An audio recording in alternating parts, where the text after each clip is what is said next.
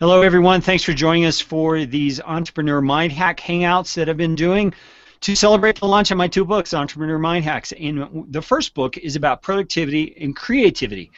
And one of the people who gave me a lot of great content in the creativity category is Creative Katrina. And I'm hesitant to even pronounce your last name because I know I'm going to butcher it. So, Katrina, why don't you pronounce your last name for us? Yeah, sure thing. It's Pfannkuch. And it means pancake in, yeah, and it means pancake in German. Pfannkuchen is pancake in German. Oh, so pancake. Interesting. I wonder what the etymology is on how people got named after a pancake. Right.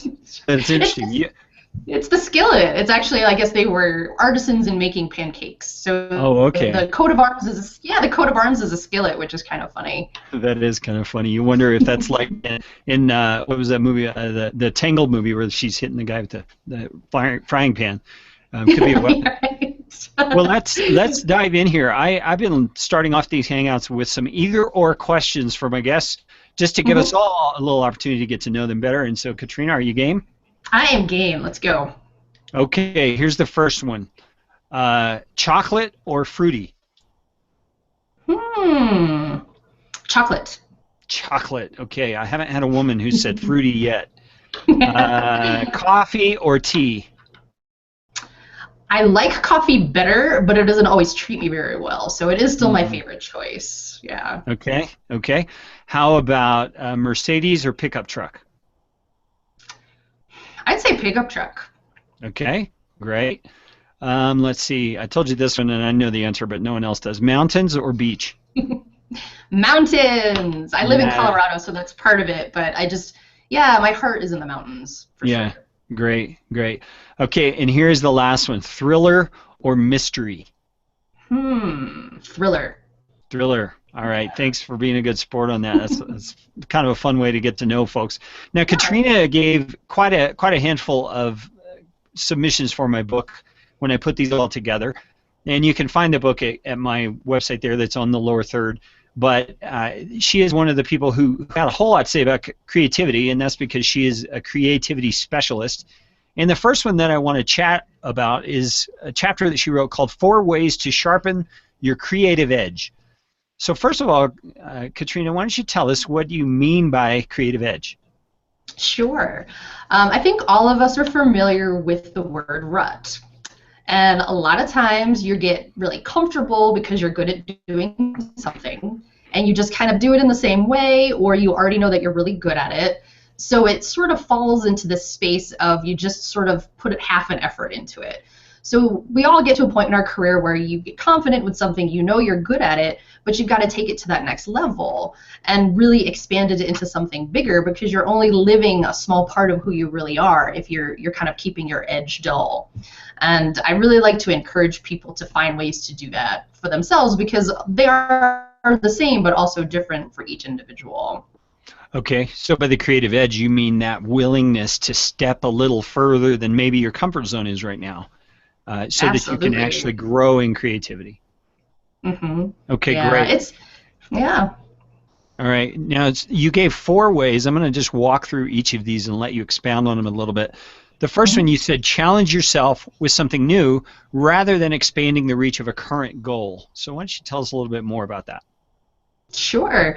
I think there is a space where, like I said, we're comfortable with what we're already doing, but we also sometimes step into judgment about that. So if you're looking at something that isn't going the way you want it to, or isn't growing the way you want it to, it can be really hard to look past the opportunity and just see the judgment, right? So you're kind of missing the possibilities there. Whereas when you're starting something completely new, you can kind of go into it with an open heart and an open mind without expectation, because you're really just sitting there saying, hey, what does this have to offer? And that kind of takes the judgment part out of it and lets you just really explore and be free. Okay, great. So how does that relate to a current goal? I mean, say you've got a goal that you're working on, and it's really got to get, say it's a project, it's really got to get hammered out, you got to get it done. But you're saying to press beyond that and try something new. Walk me through what that might look like. Sure. Let's just take, for example, when you're learning how to use new software or technology to help support your business. That can be frustrating, and that may be a goal. But if you take maybe 20 minutes out of your day for a little bit to go and try something new or different, that gives you the opportunity to have that energy of what it feels like for what's possible instead of what isn't working well. And so it's a sense of how you feel about what you're doing in another area that carries over into infuse sort of the more challenging parts of what you're already doing. We sometimes forget what the feeling part of creativity is, and I think it's really important for us to look beyond those challenges and say, hey, if I try something over here, then I can kind of carry some of that fresh energy into what I'm already doing. And it does feel good, I think. It sort of reminds you of what's possible. Sure. So I'm going to dig a little deeper into what you just said. Describe for me a little more how you view the role of emotion in creativity. Mm-hmm. To me, I think it's one of the most important pieces when it comes to not only creative blocks, but really stepping into your true voice. There's so many of us that are in the mind all day. You're looking at the to-do list, you're looking at, wow, there's a lot of things that need to get done, but you're not necessarily feeling into these things. So it can become really stressful because you're sort of disconnected from your own body. When in reality, creativity is very much a body sensation. It is a feeling sensation. So if you're connected to what your passion is in your heart, that allows you to really step into it and say, okay, this is what it feels like when I'm on the right path. This is what it feels like when I'm doing things that speak to my heart rather than what my mind keeps telling me I should do, but for practical reasons. Okay, great. And let me ask you for a definition of something you said there. You used the term creative voice, or your true voice, I think is what you said. A lot of folks, especially the kind who are more analytical and into systems and structures and things like that, may not quite get intuitively what that means. So why don't you unpack that for us a little bit? Oh, sure thing. If you are a person that tends to feel like you are more left brain and more systems oriented, you are very creative because you're looking at how to take those systems and develop them in a way that actually not only supports you, but supports the needs of other people, and you're anticipating those things. So to me, that is a very creative act. It's just because if you're thinking about it in a more mental way and saying, hey, well, I do this more with using my mind, then it doesn't count. But in reality, when you're developing those things, you're testing them, and that's a more physical thing, but you're also creating them in a way that feels like it's in the flow. This is in the flow of how people would work. This is in the flow of how people would step through a process. And to me, that's a very important part of creativity because you're anticipating needs and wants and steps that haven't maybe even come into existence. So you do have to have a sense of creatively where that direction is going to create a more concrete process. Okay, so your true voice, in other words, is the way you express yourself that's really aligned with who you are as a person. Okay, that's helpful. Okay, the third thing you said on the four tips was acknowledge and honor your inner voice above all others. Now that's kind of what we just talked about, but you're saying to do that more than other voices. So unpack that for me. Sure. As with any entrepreneurial space, we're looking at what other people are doing. We're looking at what experts are telling us. We're looking at what our competitors are doing. There's a lot of different ways for us to look outside of ourselves and say, I should be doing that, or I should be doing this better, because however they're doing it is more successful. And in reality, if you aren't really clear on where your passion is or what you're excited to do, no matter what that is, you can't pick out the right people to follow. So while these other pieces may seem like, hey, these experts are really clear on what they're doing, I should be following what they do, well, maybe there's only a very small part of that actually is important for you to be paying attention to, and it can mess with what your own inner voice is telling you to do and your own inner guidance. And that comes from practice, comes from knowing yourself, but it also comes from taking a step back and saying, okay, if I take my mind out of it, what would I really want? What do I think would work best in this situation? And sort of taking those pieces and dissecting them a little bit can help with that. But, most importantly, everyone is going to do what they do. It's most important for you to know what's right for you. When you're trying to force yourself into someone else's mind frame or mindset, doesn't really work for you. Yeah, that's exactly right. And then toward the end of this chapter, you said, everyone learns by doing, no exception. All right, so why is actually getting started and getting to work on whatever the project or the thing may be, why is that so important? I think because it's that step of unknown. You're stepping into something that you're not sure how you're going to do it. You're not sure how it's going to work. but you have to have faith in yourself that you can do it and that it can work. And it's taking the first step is the hardest because there's no structure a lot of the time. It's just you taking a guess and saying, okay, this is what I feel is best, but I don't necessarily have concrete evidence or ways to know for sure that it's going to work. But it's the most important step to take, because until you start doing it, how are you going to know it's going to work? Otherwise, you're just in your mind saying, it could happen this way, it could totally shift directions and go that way. The mind can really mess with you in setting up scenarios that aren't true, whereas in the doing, you know for sure what you're working with and how to shift things on the fly. And that's a large part of creativity. You're stepping into that void of, hey, this is a possibility, and knowing that there's no right or wrong, it's just you're trying it and seeing what works so you can then shift it into something that's more in alignment with you. Yeah, one of my clients is a professional painter, and she often says things about getting into the groove of painting, and it takes her a little while, and she doesn't really know how the painting's going to turn out until she's actually in it doing it. And that's some of what I hear you saying is you just have to get started and trust that the creative spark that's in you is going to be able to produce something that's worthwhile and beneficial.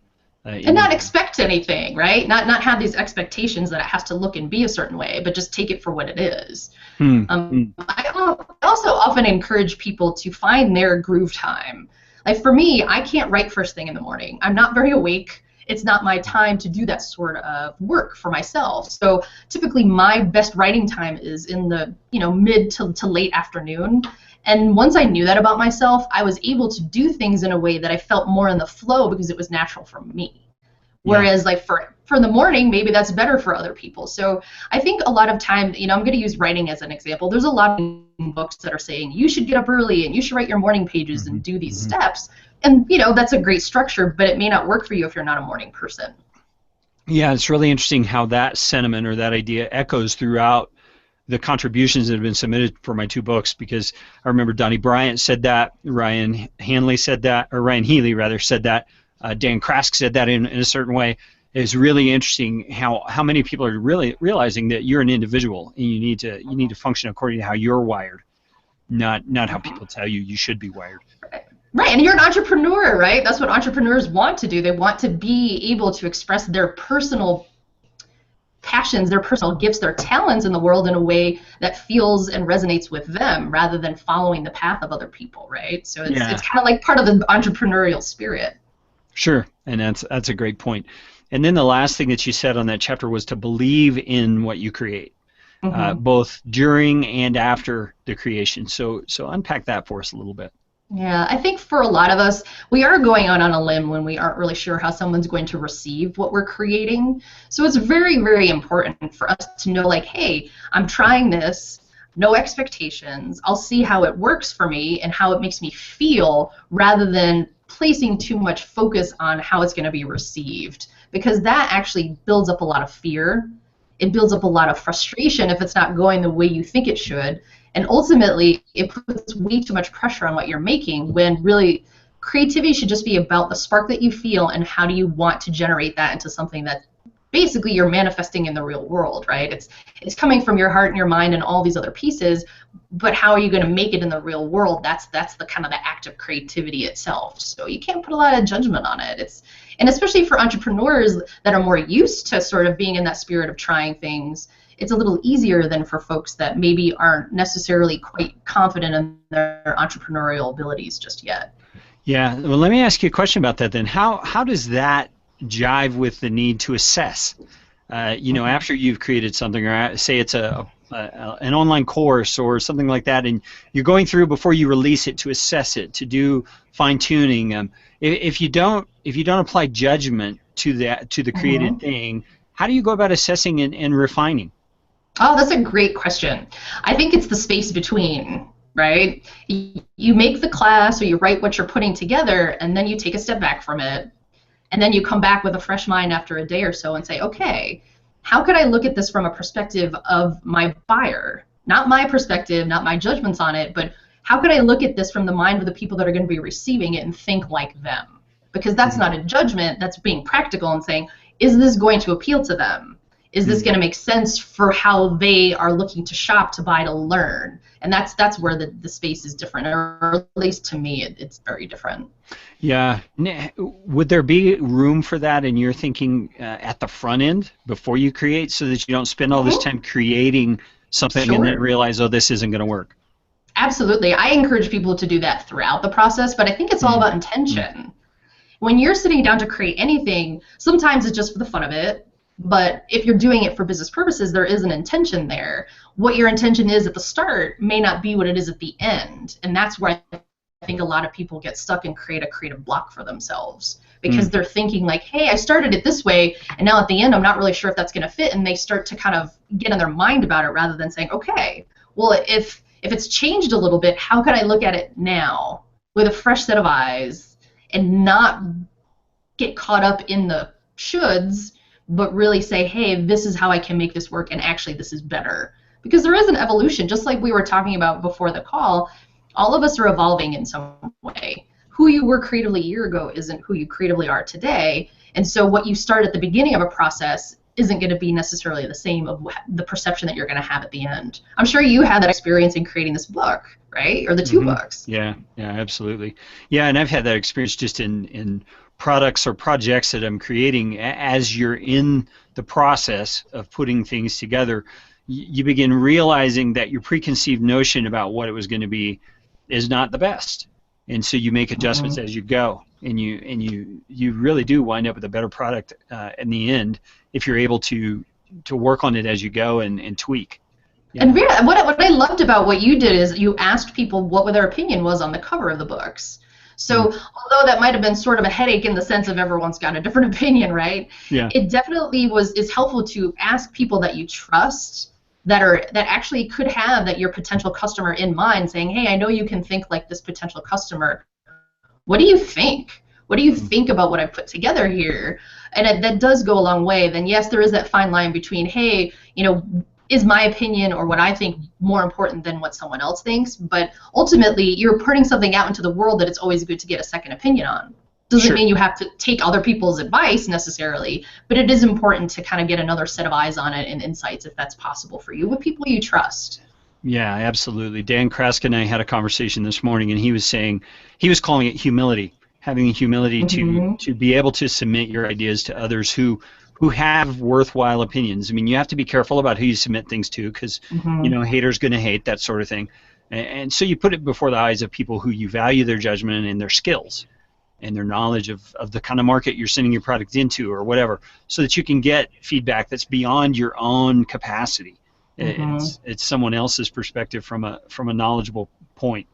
And it takes courage. I mean, it's not an easy thing to dig into the depths of your passion or what you want to create and put in the world and put it up for review to people. It is a very courageous process, but at the end of it, you'll have a better sense of insights from people that you trust rather than customers coming to you that may have different needs or perceptions. And it's good to have some of that cleared out before you're releasing it to the bigger picture of the public. Yeah, that's good. That's good. That kind of transitions us into the next chapter that I wanted to talk about. You wrote a section called 3 Simple Tips for Listening to Your Creative Gut. Okay, describe, first of all, or define for us, what do you mean when you say creative gut? This is the really fun part about self-discovery, because if you aren't necessarily in tune or taking that time away from your routine or the tasks of what you have to do, you're drowning out that natural voice inside of you that's telling you this is a good idea. So to me, the creative gut is very clearly saying, hey, this is an amazing idea. I would like to see where the seed of this goes. And so if you are always busy and you're not really leaving time to either get out into nature, to meditate, whatever it is that you do to take some space, it can be really hard to know what your gut is saying because it's just overloaded with things that you have to do. Okay. And so as you went into that 3 simple tips for listening to your creative gut, the first one you said was, do you feel one thing in your heart, but hear an inner voice in your mind telling you something different? Okay, unpack Isn't that the fun part? Yeah, that's the fun part. Again, it's that same space of integration. You aren't just a mind, and you aren't just a body, and you aren't just a spirit. You're all 3 of those things. So when you're looking at how you listen to yourself, you often can have conflicting ideas and frustrations that show up. But to me, that's just an indication of, okay, this is where the work needs to be done. How can you tie these two things together, or maybe look into, hey, am I really feeling this because it's something that happened to me years ago and it's not even a reason to be upset anymore, and I'm piling that on top of this experiment or on top of this creative project? Or is this something that's really true about the situation that I'm in and what I'm creating? And that's really where a lot of patterns kind of catch people up, and that's where they get blocked creatively. You know, they're listening to two different voices, but they aren't even really sure if the voice in their head is the one from years ago when someone told them that they weren't good enough, or the one that's right now saying, hey, maybe this project or creative endeavor isn't really ready for the big picture.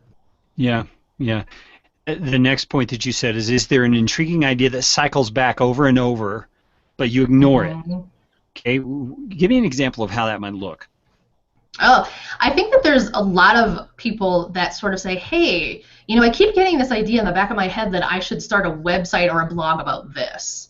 And that idea just kind of keeps circling back fairly regularly. So they'll go into other projects or other things, and then they keep getting this idea. Somehow they get clues in real life because something kind of triggers them, and they're reminded, like, hey, you know, I had this idea like a couple months ago and I never did anything with it. Looks like this is sort of in alignment with that. And you start seeing little clues in your life that guide you in a way that's on a very subtle level, but still happening. And I love to pay attention to those things because it's sort of guidance showing you, like, hey, you know, I'm tuned into this. Maybe I should go ahead and move forward and work on a project. And the same goes for things where if you're working with maybe a collaborator that is not as supportive as you would like them to be, or if there's some aspects to your project like, hey, you know, I really feel like if I tweak these few things, it'll be a stronger project. You have to listen to those too. It's kind of a balance of both the positive and maybe some of the tweaking parts that you need to do when they circle back in your mind. Yeah, that's good. And you said in that section that it's extremely easy to think of reasons why you couldn't or shouldn't do something. And I could see we love to do that. Yeah, we do. I could see how sometimes it's a very practical thing. You know, when you do the assessment as you're working on it, you realize, oh, this just isn't the best time for this, or this isn't the right market that I would be sending this project into if it's, say, it's a product. But I can see how also there are times where that kind of a, I don't know what it would be, an internal pessimism maybe, is taking over and kind of squelching your creativity. So talk a little bit about that. Yeah, we all have that inner gremlin. And it looks different for everyone. It shows up at different times for everyone. But we all have that little voice inside us that is going to try to guide you away from feeling pain and fear and towards staying safe and comfortable. So when you're in that space where you kind of are on that edge, that's the most important time to really dive in and say, okay, am I really afraid because I feel like XYZ is going to happen, or am I afraid to step into my greatness? Because those can feel very similar, but they aren't necessarily the same, right? So it's the feeling of fear can still be there. Yeah. So when you say a fear of stepping into your greatness, what do you mean by that? I think that there's a lot of evolvement that we do along the way career-wise, and we, like I said before, tend to stick to what we know we're good at. But maybe you're good at lots of things. You've just been taught that, well, I have to have a niche, I have to have a focus, I have to have this in order to be successful. And that may be true in some senses, but it really is important for you to look at yourself as a whole person. And I think that's an evolvement that happens as we grow into ourselves and into our business. Our businesses show us who we are in many ways and who we're not anymore. And that's the really interesting part about being creative. People feel like business and creativity sometimes don't necessarily mix, but let's just say you're actually working in a company or business with other people. There's an element of creativity that every single person on your team would have. And why is that not encouraged more? You know, we all have that unique creative spark that we have to find and really grow for ourselves, which allows us to actually collaborate more effectively and more freely with people because we're being our natural selves. And it allows us to actually step into being something bigger than what we feel that we're defined as in limitation, right? Versus being all of who we are and showing up that way. Now, it's not necessarily appropriate in every situation, but people tend to limit how they think about themselves and what they're capable of because they're just kind of defined in a very linear way. Yeah, I definitely would agree with that. There's a section right at the end where you said something about being careful not to judge yourself into a corner. Hmm. Describe that for me. What would that look like? Say you're creating a product or you're creating a work of art. What would that look like to judge yourself into a corner? You're basically judging yourself into inaction. So always have a reason to not release it, to not show it to anyone, to not work on it, because no matter when you spend time working on it, it never feels good enough. And it really limits people in the sense of, like you were mentioning before, I can't release this yet because it's not ready. Well, sometimes the feedback that you're getting is what will make it a better product or service or whatever you're doing, but you have to put it out there. If you keep, it's almost like playing a game of chess with yourself, right? You're always thinking of the move and the counter move at the same time, so you're not moving forward, you're just continuing to judge Mm. whatever direction it might go. And so that doesn't really leave you much freedom to live in the creative space of the moment, because creativity is taking place in the moment. It doesn't mean that overall you can't have a creative perspective, but the idea of creativity is that it's a flow, it's not a task. And this allows you to sort of, be more comfortable with just being and then doing versus judging it before it's even done. Yeah, that totally makes sense. Well, Katrina, I've noticed we're running up on the end of our time here. Why don't you take a few minutes to Mhm. tell us uh, who you are, what it is that you do, why creativity is Mhm. so important to you? For me personally, falling into creativity was actually later after I had already been a professional writer for a while. And I realized that I was doing a lot of what I was talking about today with other folks, where I was like, hey, I write, but in reality, I'm helping a lot of other people step into the space where they don't feel as creative in their lives as they could be. So that kind of helped me sort of see, like, creativity coaching, content consulting, where I help people find their voice within their content so that they're feeling more confident, they're feeling more like they can actually be themselves in their marketing is a large part of what I do too. But I think ultimately it's, providing ways for people to realize that the creative path doesn't have to be a lonely one. Hmm. And I write these blog posts twice a week that really help people to step into that space of, what can I do? If I'm feeling stuck and feeling blocked, how can I shift my mindset and actually really step into being more creative, because I know that that's part of who I am. I'm just not sure how to get there. So that's part of what I do as well with my creativity coaching. Great. Why don't you give us the easiest ways or best ways for folks to contact you? Sure. You can always catch me at creativekatrina.com. I see that unfortunately before our call today I didn't put up my overlay, which is unfortunate.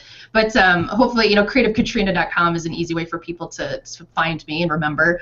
And I do post on Mondays and Thursdays, so that way they can kind of catch some sort of insight at some point in the week, whatever works for them.